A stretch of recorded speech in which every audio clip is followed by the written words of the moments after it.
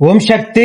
தர்மபுரி மாவட்டம் Salem main road அரசு கலைக்கல்லூரி எதிரில் வசிக்கின்ற வசந்தகுமார் மோகனா தம்பதிகள் திருமணமாகி 4 ஆண்டு கால மழலை செல்வம் இல்லாம நம்ம சேலத்து மகமாய தேடி வந்து 3 மாதம் கும்பப்படையில் பிரசாதம் வாங்கி சாப்பிட்டாங்க.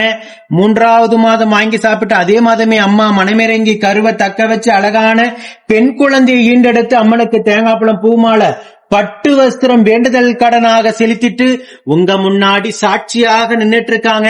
இந்த குழந்தை அங்கத்துல கழுபிணி இல்லாம உடல் ஆரோக்கியத்தோட வளர்ந்து கல்வியில சிறந்து விளங்கி அவங்க குடும்பத்தை கட்டி காத்து கரை சேர்த்து நான் வேண்டிக்கிறேன். இந்த வீடியோ பார்க்கின்ற சேலத்து மகமாய் பக்த கோடி பெருமக்கள் அத்தனை பேரும் வேண்டிக்கங்க. நம்ம சேலத்து மகமாய தேடி வந்த 3வது மாதமே மனமிறங்கி யாராலையும் கொடுக்க முடியாத ஒரு பொக்கிஷத்தை அள்ளி வரமாக கொடுத்திருக்காங்க நம்ம மகமாயி.